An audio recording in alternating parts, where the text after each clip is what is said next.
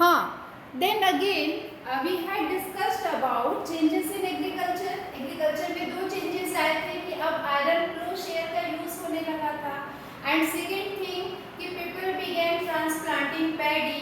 लोग जो है पैडी को ट्रांसप्लांट करना शुरू कर दिए थे. इससे पहले वो सीड स्कैटर करके ग्राउंड पे वो प्लांट्स को ग्रो करते थे, पैडी को ग्रो करते थे.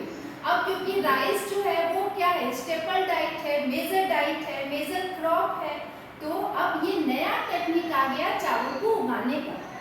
तो अभी हम अब इसके बाद से हम स्टार्ट करेंगे कि अ क्लोजर लुक अबाउट मगध. तो हम पढ़ेंगे मगध के बारे में. मगध क्या था? Magadh was a महाजनपद.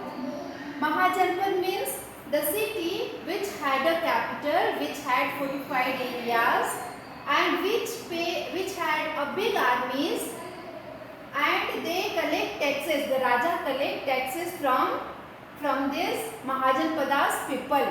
तो मगध was a महाजनपद. अब ये मगध महाजनपद कैसे बना? इतने सारे सिटीज में.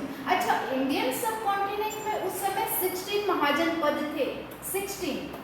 तो मगध के बारे में हम समझ ले कि मगध कैसे बना, एक पावरफुल किंगडम. तो यहाँ पे क्या हुआ था कि मगध जो है वो मोस्ट इम्पोर्टेंट महाजनपद था. Just mark the line in your book. Most important mahajanapada क्यों बन गया? ऑब्वियस सी बात है. एक था रिवर्स की वजह से. आपको पता ही है कि मगध यानी कि भागलपुर बिहार में. तो बिहार में Ganga and Son river flow करती हैं, आप ऑलरेडी जानते हो, मगध पटना के आसपास. तो रिवर की बात आई तो जो गंगा एंड सोन रिवर है, अब इस रिवर की इंपॉर्टेंस क्या हो गई थी कि इसी रिवर से ट्रांसपोर्ट का काम होता था और वाटर सप्लाई होती थी. महाजनपद में जितने भी लोग रहते थे उनको इजीली वाटर अवेलेबल हो जाता था. और थर्ड इसका जो बेनिफिट था वो ये था कि लैंड की फर्टिलिटी थी. तो मगध के महाजनपद बनने के पीछे रीजन क्या था कि रिवर थी. पहला रीजन, रिवर से ट्रांसपोर्ट मिल गया, वाटर सप्लाईज मिल गई, लैंड फर्टिलिटी मिल गई. सेकेंड थिंग जो इम्पोर्टेंट है दैट इज एलिफेंट्स. अब क्या हुआ कि ये सेकेंड पॉइंट है. मगध जो है वहाँ पे बहुत ज़्यादा फॉरेस्ट था. तो फॉरेस्ट में एलिफेंट्स को क्या किया जाता था, कैप्चर कर लिया जाता था. ठीक है, मगध जो था वो फॉरेस्ट था, वहाँ पे रिवर्स भी थे, फॉरेस्ट भी था. तो फॉरेस्ट में एलिफेंट्स को कैप्चर कर लिया जाता था. और एलिफेंट का यूज कहाँ होगा? For the army. एलिफेंट का यूज आर्मी में करेंगे. और फॉरेस्ट से दूसरा बेनिफिट क्या था कि उनको वुड मिल गई थी, लकड़ी मिल गई थी, जिससे वो अपने घर बना सकते थे, कार्ट्स यानी कि गाड़ी बना सकते थे, चैरियट्स यानी कि रथ बना सकते थे. तो इस तरह से वो लोग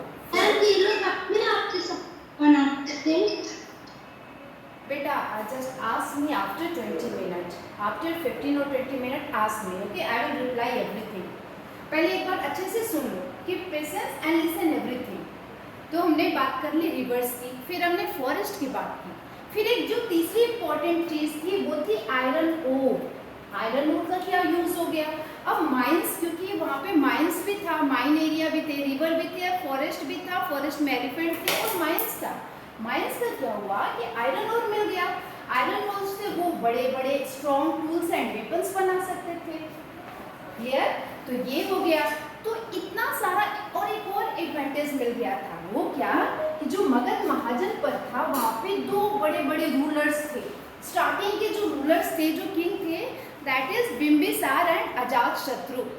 ये रूलर्स थे उस समय. ये नेम इंपॉर्टेंट है, इसको याद रखना, बिंबिसार एंड अजातशत्रु. अब ये इतनी सारी फैसिलिटीज जो है वो मगध को मिली, इसीलिए धीरे धीरे जो मगध महाजनपद था ना वो एक पावरफुल किंगडम बन गया.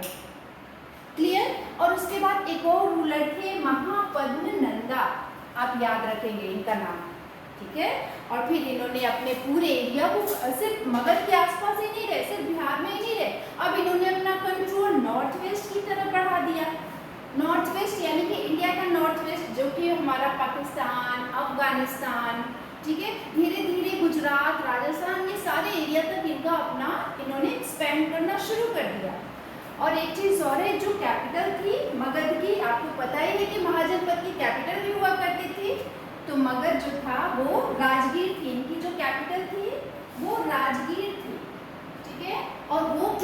राजगीर का नाम नहीं है, पर बाद में धीरे धीरे कैपिटल पाटलिपुत्र पटना में, जो आज पटना है ना, वो पहले मगध की कैपिटल हुआ करती थी।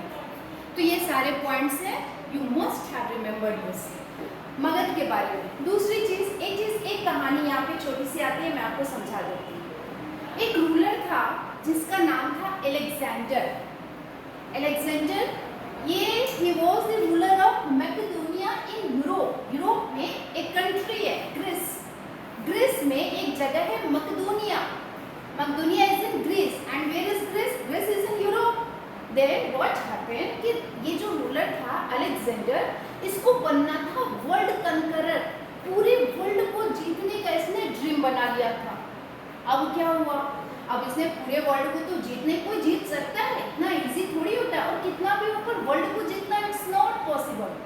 देन व्हाट हैपेंड, वो पूरे वर्ल्ड को तो नहीं जीत पाया, पर वर्ल्ड के कुछ पार्ट्स को जीत पाया। जैसे इजिप्ट, यानी कि अफ्रीका में, वेस्ट एशिया, एशिया के वेस्ट पार्ट में, और अपने इंडिया की तरफ भी आया था। जब इंडिया की तरफ आया तो ब्यास रिवर आ गई बीच में। ब्यास रिवर इन पंजाब, जैसे वो उधर से अपने इंडिया में पंजाब की तरफ आते हैं, तो जो ब्यास रिवर है वो क्या हुआ, वहाँ पे जो सोल्जर्स थे ना, वो लड़ते लड़ते थक चुके थे, और सोल्जर्स ने कह दिया कि नहीं, अब हम आगे नहीं जाएंगे। तो सोल्जर्स मना कर दिए, और वो डरे हुए भी थे कि इंडिया के जो रूलर्स हैं, जैसे कि बिंबिसार, अजातशत्रु, और ये जब आए थे तो इनके टाइम में जो रूलर थे उनका नाम था महापद्म नंदा, जो मैंने आपको बताया। तो ये क्या हुआ कि अब क्योंकि सोल्जर्स ने मना कर दिया, क्योंकि सोल्जर्स को पता है कि हम जिस जगह पे अब जा रहे हैं वहाँ पे महापद्म नंद जैसे रूलर बैठे हुए। तो आप समझ सकते हो कि मगध की कितनी बड़ी पावरफुल महाजनपद थी कि वहाँ पे, और जो रूलर थे वहाँ पे फुट सोल्जर्स थे, यानी पैदल चलने वाले सोल्जर्स थे, चैरियट्स थे, रथ वाले थे, एलिफेंट्स थे। इस तरह की बहुत सारी आर्मीज जो थी वो महापद्म नंदा के पास थी। तो इसलिए सोल्जर ने मना कर दिया। अब तो इन्होंने इजिप्ट तो जीत लिया, वेस्ट एशिया जीत लिया, पर इंडियन सब कॉन्टिनेंट के पास आते ही इन्होंने हार मानी। और इस तरह से अलेक्जेंडर का जो ड्रीम था वर्ल्ड कंकर करने का, वो क्या हुआ, वो कंप्लीट ही नहीं हुआ। तो इस तरह से हमने मगध के बारे में समझा। अब हम आगे आते हैं, दैट इज अबाउट वज्जी। अब वज्जी के बारे में समझ लो, ये एक दूसरा महाजनपद था। अब इसमें देखते हैं क्या है। अच्छा, एक क्वेश्चन है, in what ways were this armies different from those in the Rigveda? Rigveda में जो भी आर्मीज थी और अभी जो आर्मी है, मतलब मगध के टाइम में जो आर्मी थी, उसमें डिफरेंस क्या था? तो आपको पता ही है ना कि अब तो धीरे धीरे एलिफेंट्स पे लोग, आर्मी जो थी वो एलिफेंट्स का यूज करने लगी थी, है ना। लेकिन ऋग्वेद में आर्मी में क्या था कि वो लोग क्या करते थे, उनके पास जो कैटल होते थे ना, वो सिर्फ उसी का यूज करते थे। तो देखो धीरे धीरे जैसे जैसे टाइम चेंज हो रहा है, क्या हो रही है, चीजें बदलती जा रही है। आयरन आ रहा है, आयरन से बड़े बड़े टूल्स और वेपन्स बनाए जा रहे हैं। अब तो इनके पास हथियार भी आ गए थे धीरे धीरे बनते बनते। तो टाइम चेंज होने के साथ डेवलपमेंट होती है ना। क्या हमारे पास पहले रॉकेट थे, ये जो इस तरह की जो आजकल कितनी सारी चीज़ें आ गई हैं, जो हम लोग, हमारी आर्मी जो यूज़ करती है ना। तो धीरे धीरे डेवलपमेंट होता रहता है। अब हम जब वज्जी की बात करते हैं, तो वज्जी क्या था? वज्जी जो था ये भी बिहार के वैशाली में, ठीक है, वैशाली की कैपिटल थी वज्जी। अब देखो, अब इसकी बात हम लोग यहाँ पे क्यों कर रहे हैं? क्योंकि यहाँ पे एक अलग फॉर्म ऑफ गवर्नमेंट था। Important line, mark this line. अब अलग फॉर्म ऑफ गवर्नमेंट कैसे हो गया? अब जो यहाँ पे गवर्नमेंट थी उसका नाम था गना और संघा। गना और संघा में क्या होता है? अब ये क्या चीज है? तो गना का मतलब होता है a group of people is known as gana. तो जो गवर्नमेंट बनी थी उस गवर्नमेंट में ग्रुप ऑफ पीपल, लोगों की ग्रुप थी और वो अपना गवर्नमेंट बना लिए थे। और उस ग्रुप में जितने भी मेंबर्स थे दे ऑल वेयर राजा, ठीक है। They were not one but many rulers. Group के जितने भी मेंबर्स थे उसमें बहुत सारे रूलर्स थे। अब क्वेश्चन आता है कि अब ऐसे में गवर्नमेंट कैसे चलेगी? तो पहले तो ये जान लो कि जो वजी है, वजी is a different form of government. वजी जो था वैशाली में अबाउट 3000 ईयर्स वो क्या था, वहाँ पे अलग फॉर्म ऑफ गवर्नमेंट थी, गना था, संघा था। अब क्योंकि वहाँ पे एक रूलर नहीं थे, ग्रुप में बहुत सारे रूलर थे और सब रूल करते थे, ठीक है, और सब राजा थे। This rajas perform rituals together, वो अपना अलग अलग एक साथ, क्या अलग अलग नहीं, सब एक साथ अपने अपने रिचुअल्स मतलब होता है क्या, कस्टम्स, जो भी वो सेरेमनीज, जो भी फेस्टिवल्स वगैरह सेलिब्रेट करते थे सब एक साथ करते थे, ठीक है। और हाँ, वो अपनी असेंबली लगाते थे, असेंबली मतलब अपनी सभा ऑर्गेनाइज करते थे, ठीक है, और वो सब एक साथ बैठते थे, डिस्कशन करते थे, डिबेट करते थे। फिर क्या हुआ, और डिस्कशन और डिबेट किस बात पे होगी कि मान लो कि अगर उनके राज्य में किसी ने अटैक कर दिया तो क्या होगा, अटैक करने के बाद वो डिस्कस करते थे कि हम उनको कैसे उनको फेस करेंगे, ठीक है।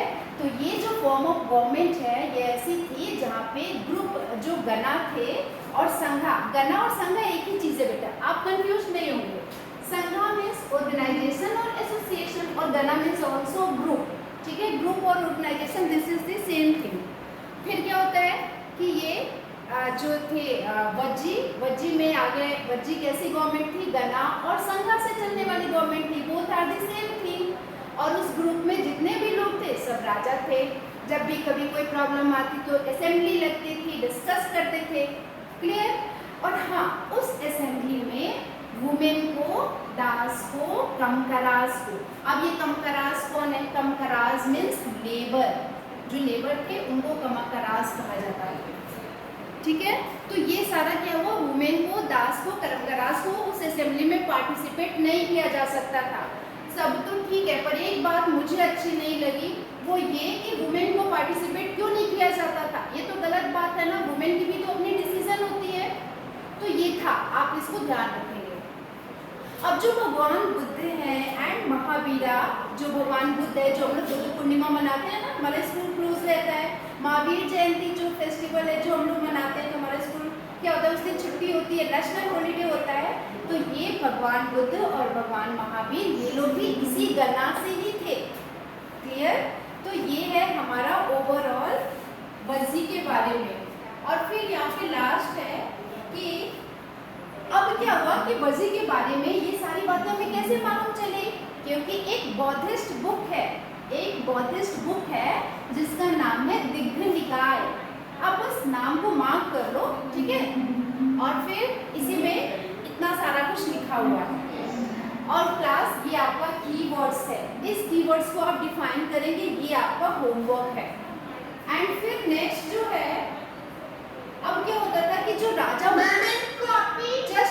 जस्ट अ मिनट, जो राजा होते थे ये सारे किंगडम्स के, वो क्या करते थे, वो कभी कभी सोचते थे कि चलो हम इन संघा पे, इन गणों पे आक्रमण कर दे, अटैक कर दे और इनके राज्य पर कंकर कर ले, जीत ले। नेवरदलेस फिर भी ये जीत नहीं पाते थे। सोच लो ये कितने पावरफुल थे, जो गणा और संघा थे, गवर्नमेंट थी, वो कितनी पावरफुल थी। तो फिर क्या हुआ, ये लोग कभी जीत ही नहीं पाते थे, जो पावरफुल राजास वगैरह थे। फिर क्या हुआ कि लेकिन लास्ट में एक बार ऐसा समय आता है जबकि गणास और संघास जो होते हैं वो कन्वर्ट कर लिए जाते हैं गुप्ता रूलर्स के द्वारा। बाद में एक ऐसा रूलर आता है जिसका नाम था गुप्ता, तो उनके द्वारा कन्वर्ट कर लिया जाता है। तो ये आपको यहाँ पे ओवरऑल इस चैप्टर के बारे में था। ओके।